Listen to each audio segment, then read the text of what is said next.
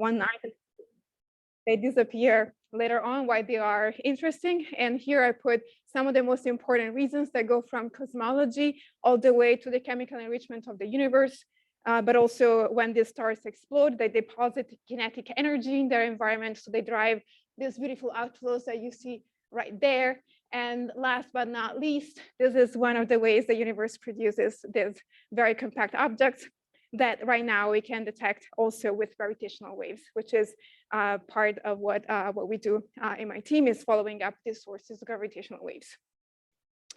So what are the questions that I'm trying to address with my team? So I'll try to put all of them, the big ones, on this slide. And as you can see, we do know very well the stars explode, but we do have two big question marks, both before, so what happens to these stars as they are approaching their death, but also about what is after, so what is left behind.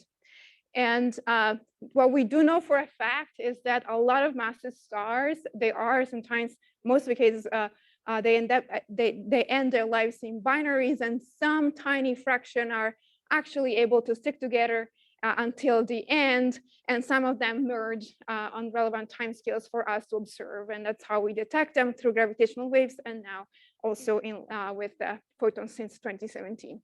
So if I have to name these questions with you, here they are. So what are the stars that explode, like what type of supernova?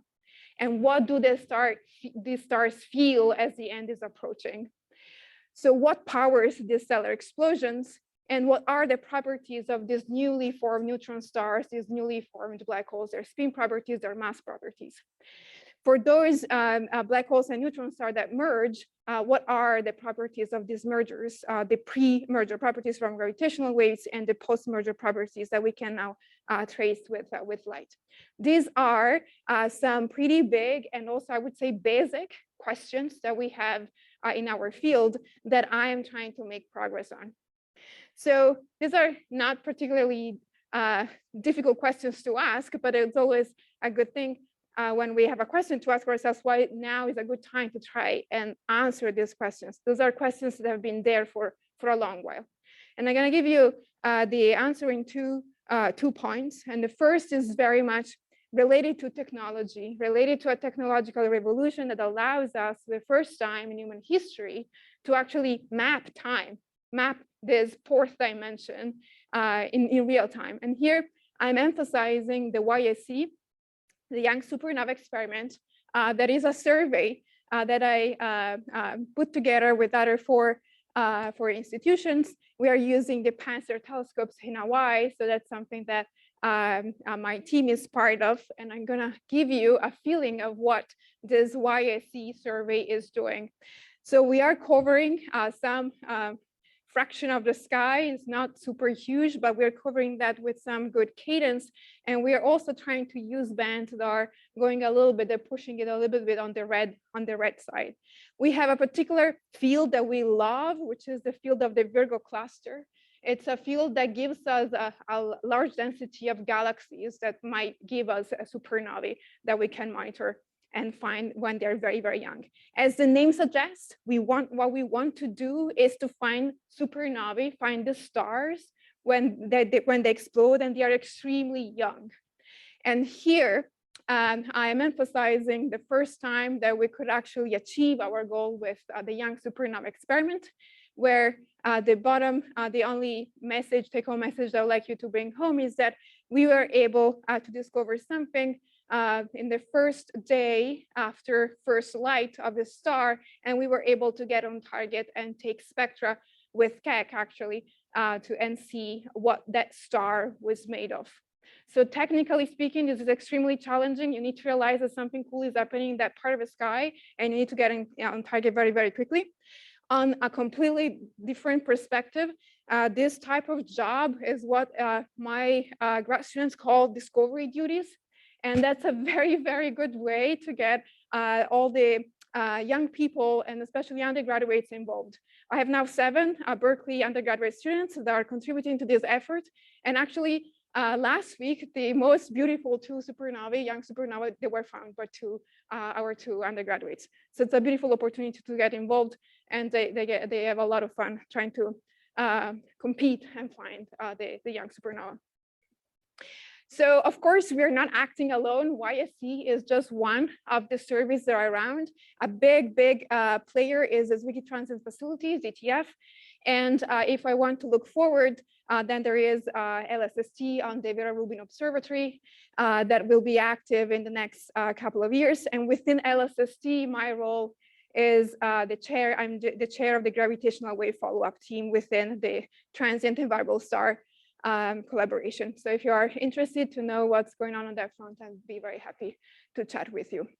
This is a revolution that is not only happening in the optical skies, but is also happening at other wavelengths. And here I'm emphasizing radio. And my hope is that the high energy sky of the soft X-rays and UV will also catch up with this. We're working towards that. But let's have a deeper look at the future here at Berkeley. I'm very excited to be part, and I've contributed to putting together this new survey. It is a Lascelles Mid-Southern Survey, or LS4. And the PI of this survey is Peter Nugent at LBNL. And what we are planning to do is to complement LSST, complement in terms of cadence. We are located in the southern sky, so perfect location, same sky as LSST, and something that is very close to my heart from a philosophical standpoint.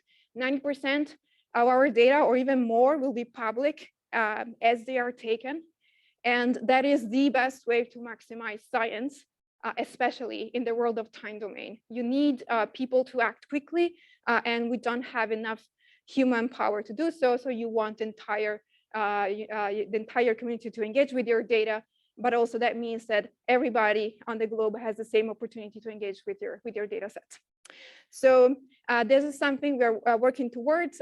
We are trying, that's a donkey in the picture, that was very funny. And we are trying to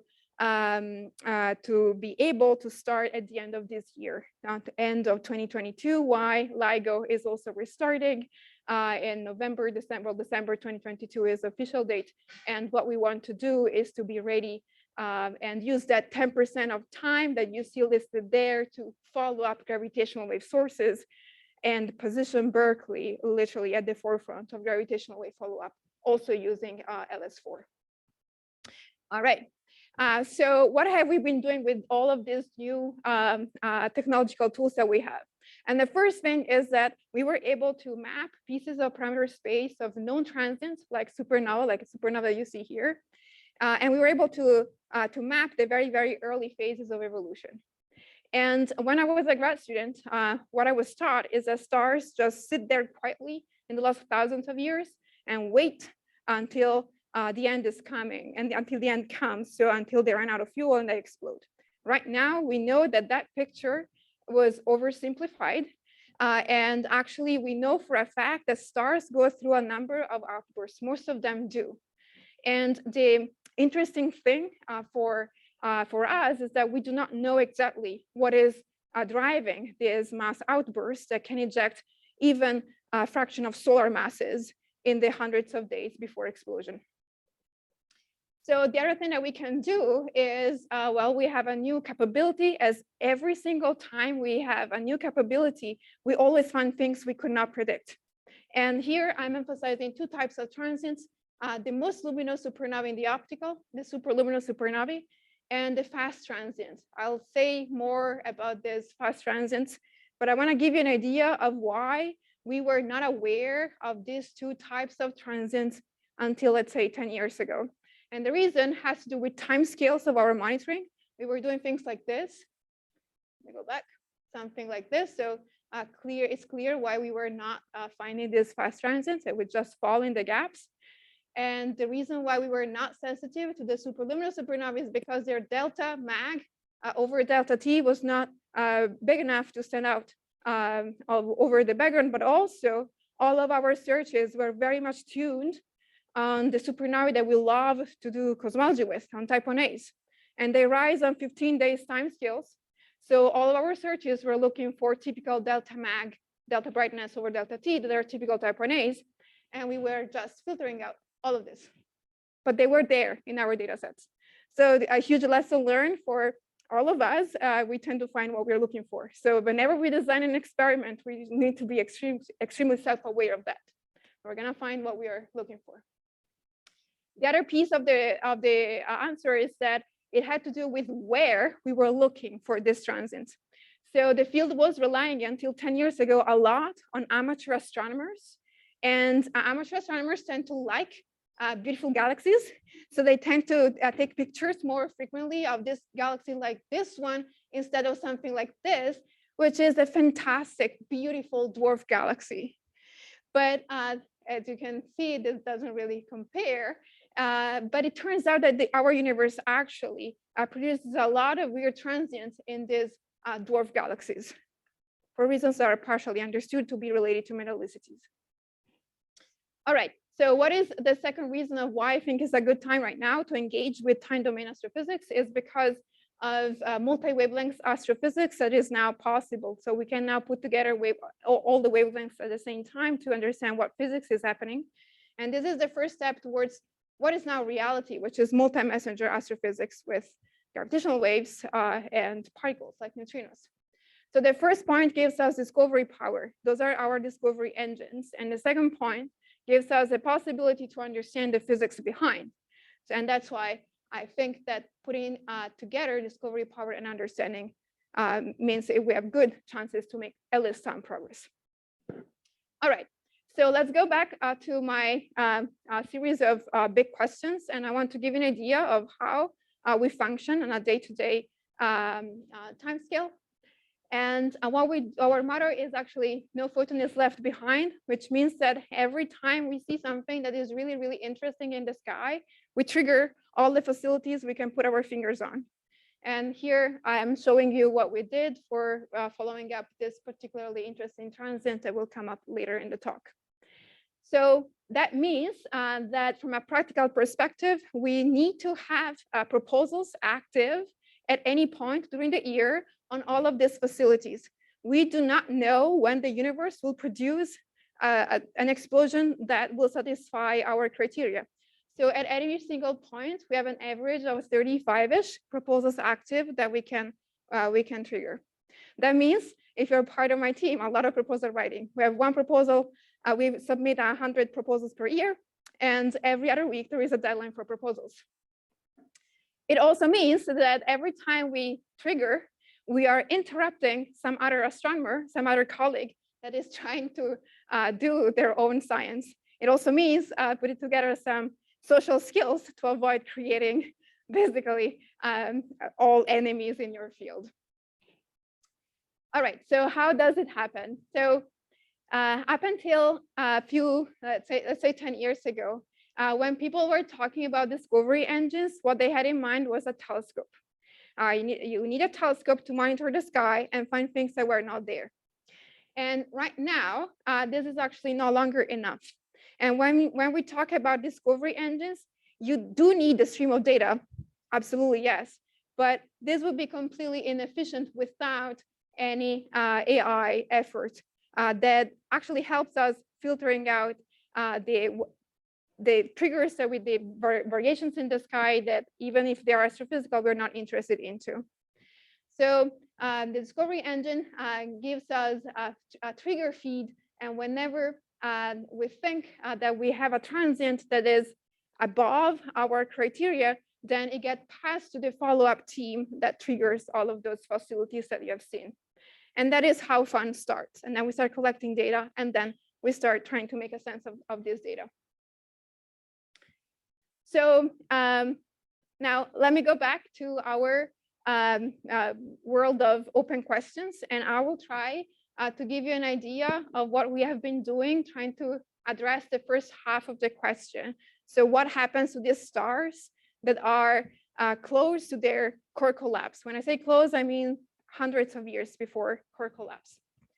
And from an observational perspective, we have three major ways to make progress. This is a place where theory alone is not predictive, and that's why observations are leading the way. So there are three ways observationally, and the first is the easiest thing you can think of. We have images taken, we have pictures taken of that part of the sky. Whenever I see something that looks like a supernova, I can go back in the album of pictures and see what that star was doing before death. The easiest thing you can think of. And this is how the entire field of pre-supernova eruptions was born. So there was a particular event, supernova 2009 IP, that basically woke up the entire supernova community and sent this very strong message that we had to consider eruptions before stellar death. So supernova 2009 IP was not a supernova in 2009, in spite of the name. But this star underwent a very large outburst, and that was large enough for people to believe that it was a supernova, and so it got the name, Supernova 2009 IP. But in reality, the star exploded 3 years afterwards in 2012. So this is the true explosion in 2012, and you can clearly see a bunch of outbursts happening before. So 09IP was the event that really sent this powerful message that yes, we need to consider the possibility of eruptions all the way to the end. But 09IP was also not alone, and after 09IP was found, as in any other everything else, once you find the first one, and it's easy to find more. Yeah, 09IP is not alone, and here I'm showing you another supernova 10MC, not rescaled, it's a light curve, and it's impressive how the two events track one another. So this was good and bad at the same time. When 09IP was good and bad at the same time. It was great because it told us you do have eruptions. And it was great because that location in the sky in 1999 was imaged just by chance by HST. So we could go there and really pinpoint the star that was creating all of that mess. So we did know that's a star, great. You measure the brightness and you would infer a very large mass. People came up with different estimates because the data were not, we didn't have color, but all agreed that the star needed to be 60 solar masses or larger. And this was bad because it convinced a part of the community that maybe these eruptions are something confined to the upper end of the mass distribution of stars. So at the end of the day, these stars are extremely rare. So maybe it's not physics that happens in a normal star. And what I would like to convince you today with data is that this is actually not true. We have now evidence that stars that cross the entire mass spectrum of stars that explode, they do go through an eruptive phase. So we need to actually come up with an explanation for these eruptions. And here I'm going to use a recent supernova 2020 TLF to convince you that every star actually does it. And here is our supernova embedded in this galaxy here. And if we look at the supernova, this is a light curve versus time. And the only thing I want you to know is that it looks like the most normal type 2 supernova you've ever seen. There is nothing really that stands out as a normal type 2. However, and here I'm using the beautiful artistic impression from our press release, what really was peculiar about this supernova was not what happened before, it was not what happened after the big explosion, but all of these little outbursts that the artist rendered with those sort of flares. So if we go back and go back in time, so this is normal, but if we go back in time and zero flux level is this line, you can clearly see an excess of emission that happened during 100 days before the explosion. This is the first time we could see, and in this case, it's literally direct evidence of a pre-supernova eruption in a very normal supernova explosion. So, yeah. So that flux spot, it's sort of scattered around zero. Does that mean you never detected it and then it sort of popped up, so you don't know how much brighter it actually got? Yeah, so the question is that I think is about this panel, and the question is we do have a number of data points that are around zero here. Is that right? Yeah, and I'm then just saying when you have the others are brightening in terms of numbers of magnitudes, but to do yeah. that, you need to know how bright it was. Correct. So here we always have, so the way we play this game is always having a reference image that was taken, in this case, 10 years before. You subtract out. Yeah, exactly. So you do see that in the R band, which is the red one, it's not even clear that maybe there is something here, but it's not even clear maybe here, but not clear there was much more. But in the redder bands, it's very clear that there is an excess, and you can see here, well, we're merged down everything. You can clearly see that there is an excess in the redder bands and maybe something in the R band. Yep. So the reason, and I said, this is the first time that we could see those eruptions with our eyes for a normal type 2 supernova. And the question is, if they are so common, why you didn't see it before, right? That was my first reaction. And the reason is the following, that, so here I'm plotting brightness versus time before the explosion, before this maximum light. And you can see that all the other supernovae with outbursts, including our seminal event on 9AP, they reach during their outbursts really bright fluxes. And instead here, this pre-supernova eruption from this type 2 normal is actually much fainter. Much fainter is several max fainter. So here I put the limit of ZTF for 100 megaparsecs, and our limit, if the supernova were at 100 megaparsecs, we would be completely blind. But one very important piece of information that I would like you to bring home is that look at LSST instead. This is a place with all of these pre-supernova eruptions from normal supernovae. This is where LSST would really shine. It has the depth, it has the cadence. So you don't need to do anything. You just need to wait and for LSST to collect data for us, because they are faint. So and this is just to emphasize the beauty of the depth of LSST here. So if I were to place things on this diagram, which is how I tend to think about the world of transients, I try to understand where is the place where there is some discovery potential, where we have yet to really mine this phase space. What I would say is that the pre-supernova outburst is something that will really be revolutionized by LSST. So that's a field where I think there will be a lot of surprises. So I'm very excited about. So I actually sort of lied to you partially, in the sense that I did not show you one piece of this supernova. I told you it was really normal. It was really normal at optical wavelengths. But if we look at, if we look at the UV, this supernova had a very bright UV emission. And this is not something unusual for this supernovae. Normal supernovae type 2 some of that tend to have it. And this was interpreted by theorists like Tony Pirro as evidence for some shock interaction that is crashing. So you have a shock, supernova shock, that is interacting with some material very close by, and that energy, kinetic energy, gets thermalized into UV radiation.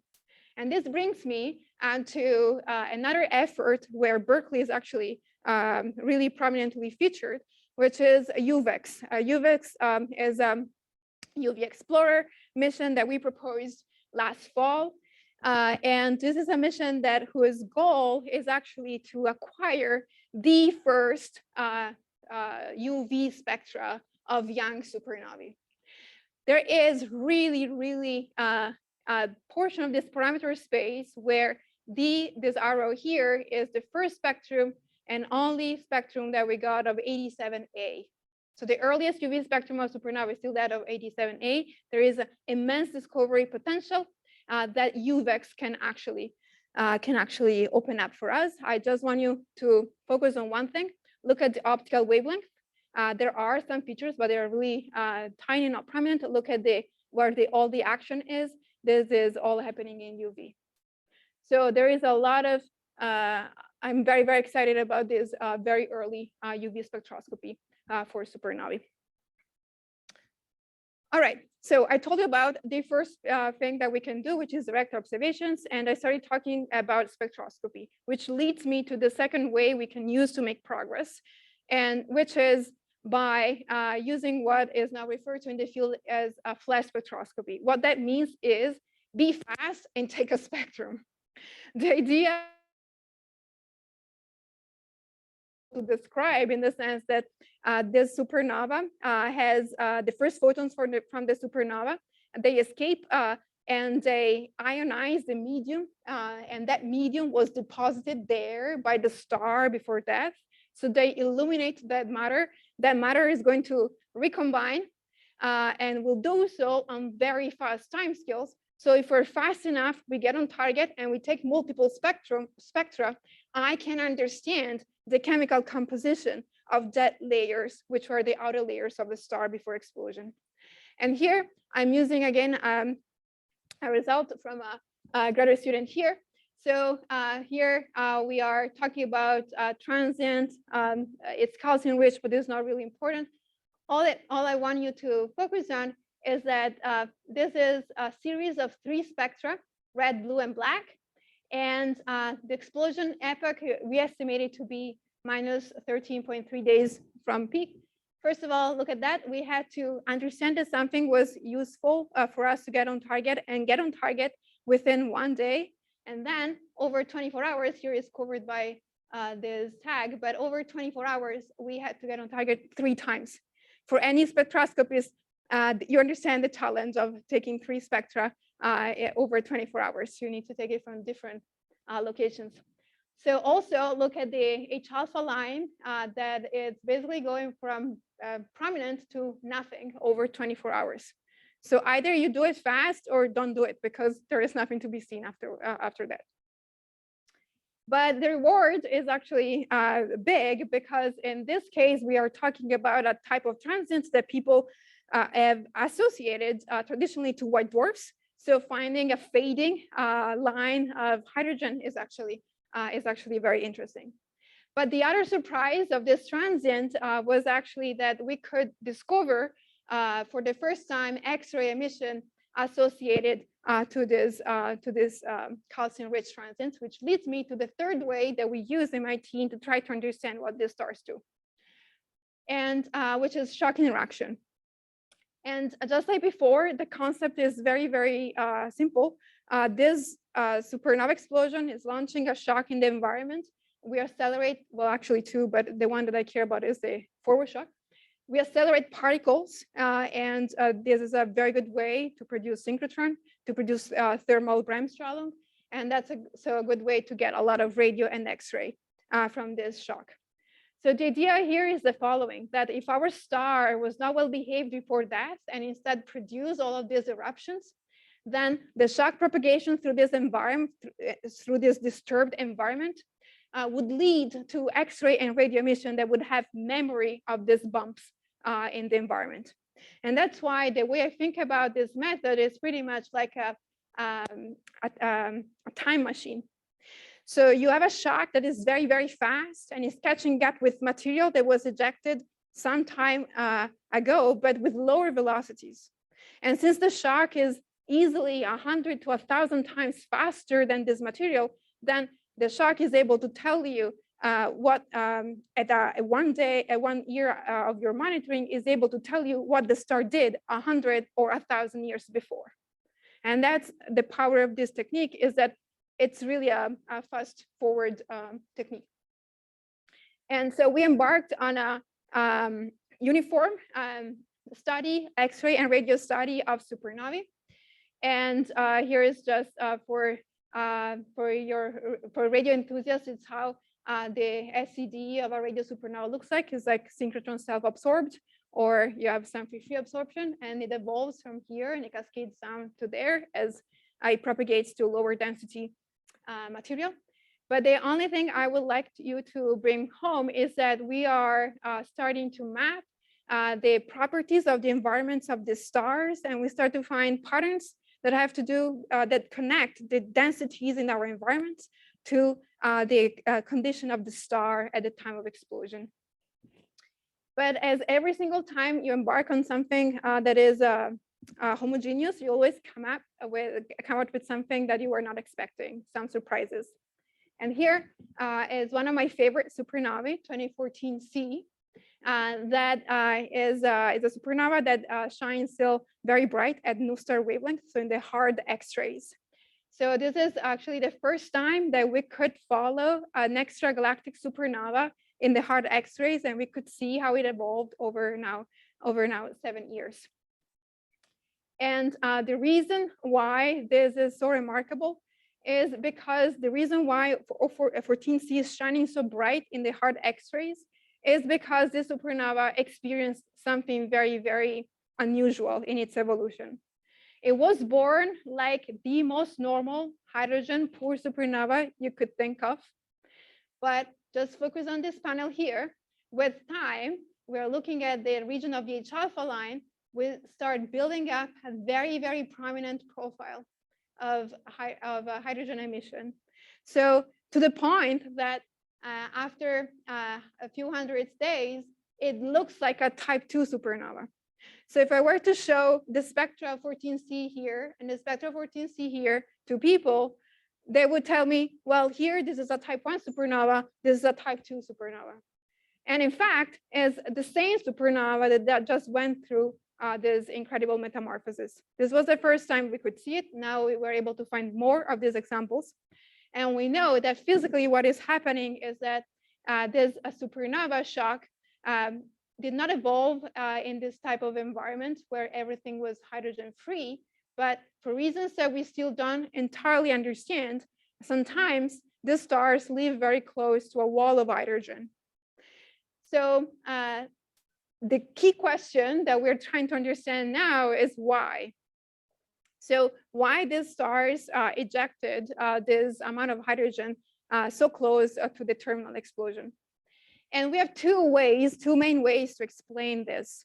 One has to do with instabilities in the primary star. So the star that is going towards the end of its lifetime goes through some, let's call it instabilities, that deposit some energy at the base of the envelope, and that's enough to unbind the envelope. That will be one possibility. The second possibility is instead that the primary star has nothing to do with that, and this envelope ejection might be a consequence of the presence of a binary companion. We do know that massive stars on average have very likely a massive companion. So maybe what we are seeing is a consequence of a companion. And based on one single event, based on 14C, there was no way we could distinguish between these two possibilities. However, you understand right away that if option number one is correct, well, option number one knows that the end is coming. So if I'm ejecting my envelope as a result of my nuclear evolution, then I would tend to believe that other stars might do the same on the same timescales. So it's a mechanism that knows that the end is coming. If instead we believe to binary evolution, that is a mechanism that the first order does not know that the end is coming from the companion, for the primary companion star. So in this case, we would not expect any particular timing of this envelope ejection with the collapse of a star. In other words, these shells of hydrogen should be distributed over larger distances. So with this thought in mind, we tried to do the best that we could do a few years ago, which was to go through the entire archive of radio observations of supernovae, which is the most complete way you have to look for shock interaction. And what I did here, this is a complex, a little bit too busy plot, but the only thing I want you to know is that these shaded regions here quantify our ignorance when it comes to answering the question, was this supernova interacting at this time after explosion or not? And the only thing that I could say is that at least 10% of the stars go through something similar to 14C, at least 10%. But after a few hundred days, actually, let me go back, you can clearly see that these bars of ignorance when it comes to answering this question become very, very large, which is not good. It means we're not in a position to answer if it is a binary companion or it is a nuclear burning instability. So just to summarize the three ways we have to learn about stars, we have this direct imaging that takes us all the way back, let's say, to 10 years. That is when we started being able to take pictures of the sky. And then we can also study the chemical composition with flash spectroscopy. But the only way we have to really go back to the last 1,000 years is by using shocks. That's our only option right now. So where do we go from here? I told you that I'm very unhappy about this bar here becoming so large that basically I'm not able to understand the physics behind. And the reason, and you can see that something special happened at 1 year.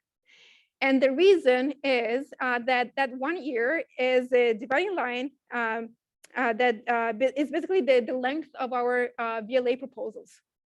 The typical cycle of a radio proposal is 1 year.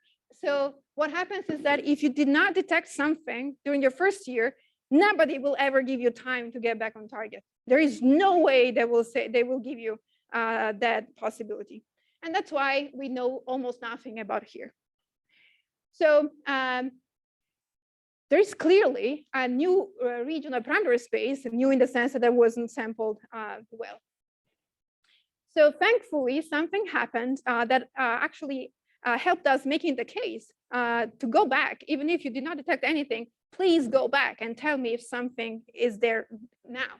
And this is the VLA Sky Survey, VLAS. So this is a survey that for radio people in the audience is not particularly deep. 1 millijansky is a shallow survey for radio supernovae standards. And it conducted between 1 and 3 years. And because of that, the way we function on our day-to-day life or trying to understand what is interesting and what is not, what we do is every time I have a new transient in one direction, I query all the catalogs, well, not me, but the machine learning thing. It queries all the catalogs that we could put our fingers on, and we ask, what do you know at that location in the sky? And then I use that knowledge to make the most informed decision. So when we had the VLAS data out, we thought, okay, fantastic. Now we can actually add all of that information. And we started trying to match our sources to VLAS, to the VLAS images. And what we started realizing is that there were a number of supernovae, like 4GK here, that, so this is a supernova in 2004, and in 2019, was really, really bright. And we started finding more and more of this supernovae. So we started clearly finding many supernovae that tens of years after the explosion, they become bright in the radio. So let's place things on a diagram for us to appreciate. Is radio luminosity versus time. This is a typical radio evolution of supernovae that we know from the literature. Here is where we basically stop doing the monitoring for the reasons that I told you. And here in orange, here where our VLAS discovered supernovae are. So we have this population of very bright supernovae at late times that it doesn't take too much of a thought to understand that they are not lying on the typical evolution of a supernova. And what we're doing right now is to extend the VLAS with a deeper survey with VLA to try and map this piece of the parameter space and compile the entire luminosity function. So why is this interesting? Okay, I told you, okay, now we know that supernovae can get very bright tens of years afterwards, so why that matters. The reason is that between the world of supernovae and the world of supernova remnants, there is a gap. And there's a sociological gap, even when it comes to the communities, but also there's a knowledge gap. And what can happen here might be of extreme interest. And I'm going to list a couple of things that might happen. So one way we can become very, very bright in the radio is just like I told you before, we might be crashing against a shell of something. If that shell is at farther distances than 14C, I would expect to find that rebrightening at much larger distances, so later in time. And that would lead to the conclusion that there is something special about that stellar evolution that placed that shell right there. The other thing that might happen is that we do know for a fact that some supernovae, when they die, they do produce relativistic jets. like the gamma ray burst supernovae. And we do know for a fact that statistically speaking, for every jet that is aligned to us, there must be a large amount, 1 over the beaming fraction of jets that were not pointing at us. So statistically speaking, we know that there are off-axis jets somewhere. Yet we have failed to find these off-axis jets for supernovae so far. But one way supernova can become very bright years afterwards is if you allow this jet, that suppose that the observer is right there, I'm the jet, I'm exploding, I'm illuminating this part of the sky. At the beginning, the observer doesn't see me, but I decelerate, so relativistic beaming becomes less prominent. So the light cone opens up and the observer sees me after a few years. And that's one of the explanations. It might be that we are seeing finally these off-axis jets. And the third explanation that I'm actually pretty excited about is that maybe some of these supernovae might be the onset of radio emission that is coming from the onset of a pulsar wind nebula phase. This would be an extremely young transition from the supernova to a pulsar wind nebula phase, but if this is true, it would be remarkably exciting. And I can tell you that we have 2 very good candidates for relativistic jets and 1 candidate for a pulsar wind nebula emergence. How are we gonna put the final word on this? We take a picture. So VLBI imaging, that's our last result. Suppose you don't care about supernovae. I'm going to give you another reason why Velas is actually, you should get very excited about Velas. While we were doing that game of matching old supernovae to Velas images, we also started matching tidal disruption events. Why not? We matched everything we could. And just like for supernovae, what we found is that there is a quite large fraction of tidal disruption events that are completely undetected at radio wavelength for a long while. And let me just follow here. This is radio versus time. This is one of the TDs in red. Non-detections for 100 days, and then rebrightening, very, very sharp rebrightening of T, very, very steep, like T to the 4 to the 4 power.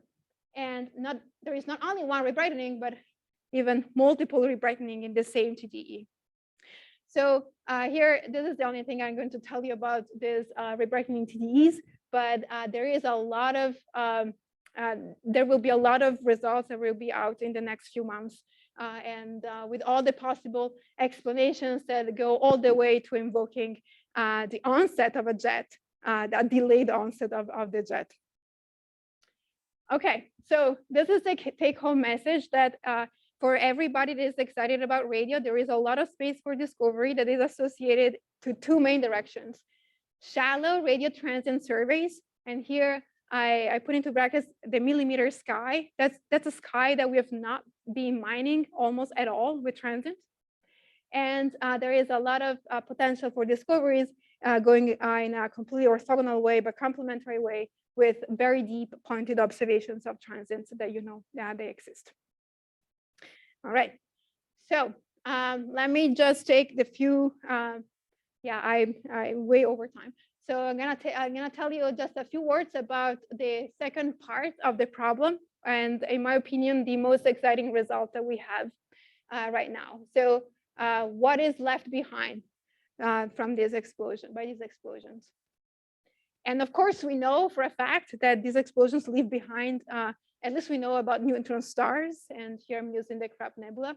So 1,000 years afterwards, we can actually look and take a picture of the neutron star that is shining there. But the problem with young supernovae is that even if they form these black holes and neutron stars, they are embedded in a large amount of ejecta, so there is no way we know what these neutron star black holes might be doing. And you might already think, well, how about if I have way less ejecta than average? And even better, how about if you give me that ejecta, tiny ejecta, in a very asymmetric configuration? In that case, we would have some better chances to see through, at least through some directions. And this picture, this cartoon, is very much related to the world of fast and blue optical transients that populate the very short time scales and very luminous luminosity in this diagram. So let me give you a word about what these F-bots are, and then I tell you why I think they are of particular interest. Let's place them in a luminosity. This is optical luminosity versus time. And these are the F-bots are the stars. Let's place our normal type 1As, the beautiful stripe that allows us to do cosmology. Now let's place the superluminous supernovae. And you can see that the most luminous F-bots, they get as luminous as the most luminous superluminous supernovae. And then there is everybody else is a normal type 2, type 1 supernova. So they do populate the place in the parameter space that has to do with very, very fast rise times. And they're named fast. And they span a large variety, a large dynamical range of luminosities, which in my mind, it means that most likely they are not one single homogeneous population of things, but there might be multiple channels to produce F-bots. And as every single time we have no clue about what we're looking at, what we do is to study their environments. So we try to understand who these F-bots are by studying their friends. And the statement here is that all the F-bots so far, they are localized in star-forming galaxies, which means that we do not need to invoke an old stellar population. And the reason why they are interesting is because their luminosities and fast timescales imply immediately that they can't be powered by normal 56 nickel 56 radioactive decay. So they can't be powered in the same way that we power normal supernovae. The reason is the following, that they reach very, very, very large luminosities. To produce those high luminosities, I need to put there a lot of nickel mass. And by that time, the diffusion time scales for the photons to get out becomes larger than their rise time. So I can either do luminous or fast, one of the two. Two things together, I can't. So because of this issue, then we have the only option that we have is, well, I need an extra energy term in the equation. And at that point, I have two options. Where do I put that extra energy term? I can either put that deep down in the core of my explosion or outside. And if I go down the first route, I put it inside, I call it central engine. But I run it through, because of the same argument as the diffusion timescale, I still can only afford a very tiny amount of ejecta mass. Otherwise, I can't get to peak fast. The other option is forget about the core. Let me just put this extra energy term outside, and we can think about things like shock interaction. And in this case, the conclusion, the implications is that, well, if I have a shock that smashes through some shell, once the shock has crossed the shell, the only thing that can happen is cooling. So I would expect cooling with time. Also have a large region that is varying with time. So I do expect to kill all my variability in the signal that I record. And of course, I do not expect to see anything very fast. If anything, I have decelerated that shock. And for a long while, these two options could, for a few years, they could exist in the literature because F-bots were only found at optical wavelengths. And one of the things that I'm trying to do with my team is to actually recover all transients outside the optical wavelengths. And we were able to do this in 2016, but the event that I want to talk to you about is the following one, the 2018 COW that became the cow very quickly in the supernova community. And I know I'm out of time, so I want to give you the reason why this transient here is so important. So I'm going to do a little bit of a fast forward. So the important thing about the cow was not about the optical properties. Optical properties were okay for us to classify it as belonging to that class. And we're okay for us for telling us there is hydrogen. Fine. But the real spectacular thing about the cow had to do with the X-rays. What you have here, just focus on the black points. You can see all of these up and downs. There's a lot of variability happening there. Something that we have only seen for tidal disruption events or gamma ray bursts. The variability is so fast that makes the interpretation of interaction, shock interaction, very difficult. And yes, it's very luminous, but here is the other point I want to make about the X-rays is not only about the light curve. The true surprise was the spectrum of those X-rays. And here I just want to do a step back for us to appreciate, in case there are people like me that don't look at AGN spectra all the time. So for all of you that do X-ray binaries or AGNs, it's going to be absolutely obvious. But if you take an X-ray spectrum of any time you have a source of X-rays that is trying to shine through material, then these X-rays get reprocessed. They get Comptonized. You have a Comptonization on this end, and you have photoelectric absorption on this other end. And this is an iron line. That is how these beautiful Compton hump spectra are produced in one sentence. And now let's have a look at the cow. And first of all, to put together this spectrum, I had to have XRT, Nuster, and integral all looking at the same part of the sky at the same time, which is less trivial than it sounds. And also there is you can see this power law here. It's very typical. If you do transients, power laws are very typical. It's a synchrotron spectrum that you see in every possible form. But then you can also clearly see a clear deviation from this power law at high energies, and also a tiny deviation here. But the most prominent feature is this hump here. And my first reaction was I screwed up the data reduction. But after seeing that integral was seeing the same thing, and after having another person reducing the data, we had to just accept that we were dealing with a very unusual transient and this spectrum is completely unprecedented in the world of explosive transients. Our interpretation is actually very similar to the interpretation that you give to AGNs of X-ray binaries. And what we invoked is the presence of a source of hard X-rays that we called central engine, for the lack of a better term. And some of these X-rays get reprocessed by a layer, but the huge difference compared to the AGNs and X-ray binary picture is that in our case, the reprocessing layer is the ejecta from this explosion that is expanding on relevant timescales. And as it expands, it loses the capability to reprocess radiation. So our prediction was that this hump had to go away with time. And thankfully, it did.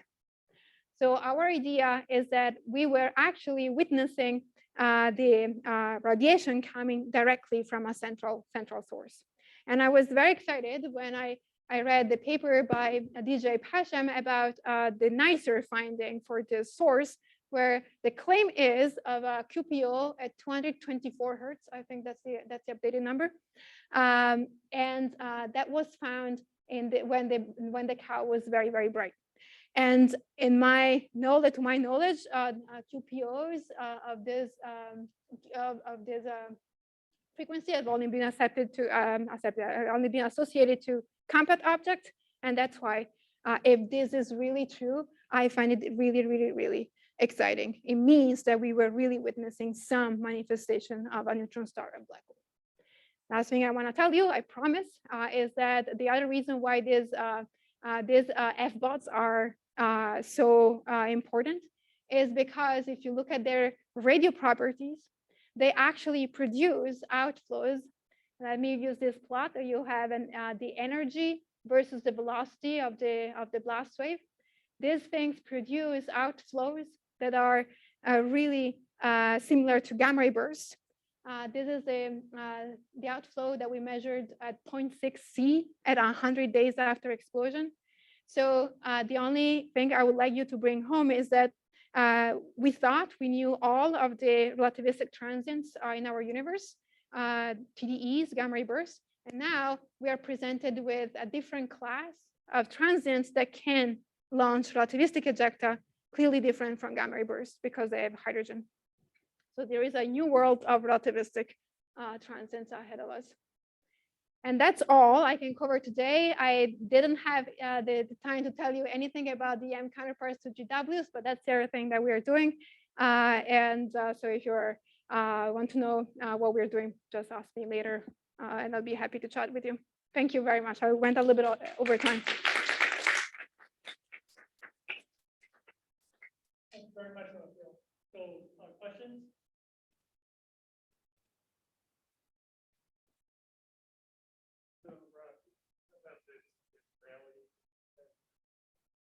Ultrasat. Yeah. It does. It is. Yes, I need to repeat the question. Thank you so much, Chris. The question is about Ultrasat, which is a UV satellite that is expected to be launched in the next few years. And if Ultrasat could see this type of transients, the answer is yes. The limitation of Ultrasat is not the time coverage, is the spectral coverage, because it's one channel only. But yes, Ultrasat will be really, really, really important. Yep.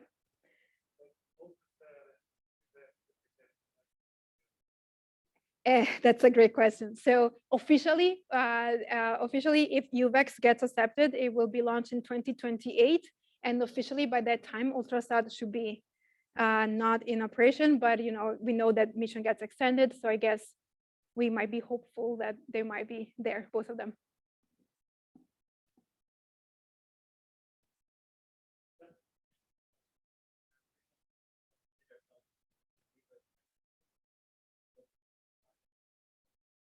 At level 0. So at level 0 approximation, the companion, so the idea is that your binary companion does not know of the nuclear burning sequence that is going, the nuclear burning phase that is going on in the binary. So at level 0 approximation, you would expect a distribution of timescales of ejections of that envelope that is much larger than if instead the ejection was timed with one particular nuclear burning phase. Yeah.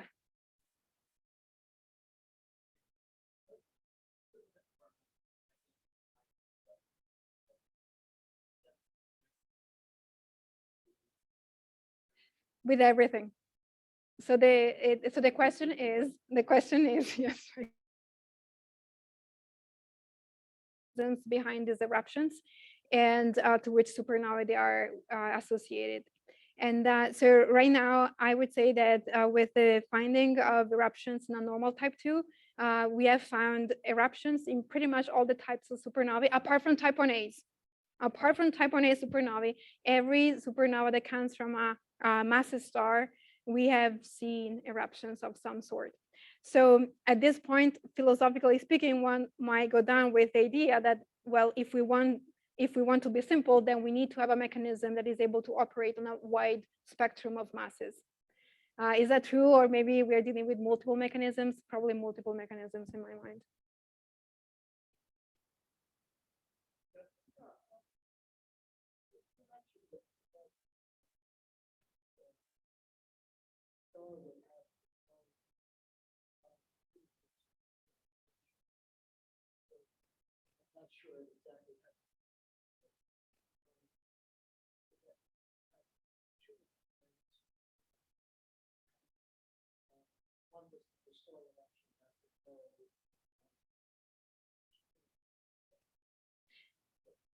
Mm-hmm.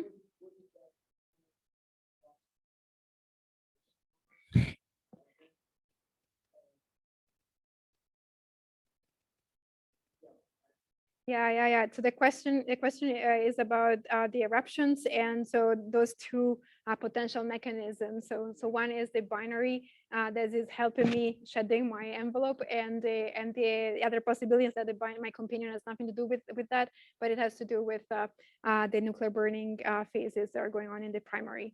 And the question.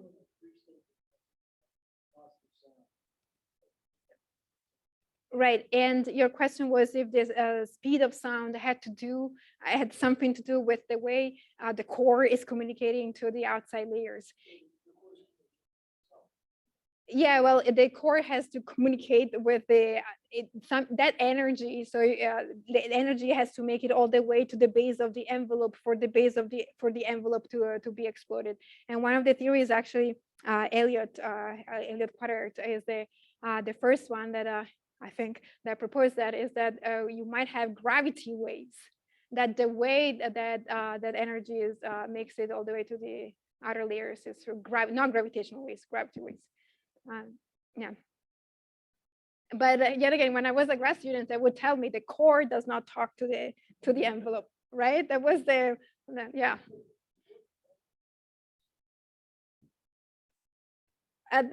Yeah, we might want to talk about it later. Yeah. So actually, I have a question going up. In terms of the last one, Transient talked about the cow. To what extent is what we see dependent on the orientation? If there is a jet, then I would think there'd be a big difference depending on whether the jet is named Dennis or not. Yeah, correct. Yes, yes. It depends. It depends a lot. And if you have any sort of jetted outflow, it depends. It depends a lot. Now, for the cow, the statement that is the most solid observation is that for the cow, we do not have evidence for a jet. It doesn't mean that a jet is not there. We don't need to invoke a jet to explain the radio. But for other events like the relativistic one, CSS, the Catalina survey transient, then we need a deviation from spherical symmetry because the amount of energy that we see going at coupled to 0.6C is way too large to explain that as part of a spherical explosion. Yeah, so it seems even that these F-bots come into maybe two flavors. One is jetted and one is not, just for a change, right? Question? Thank you.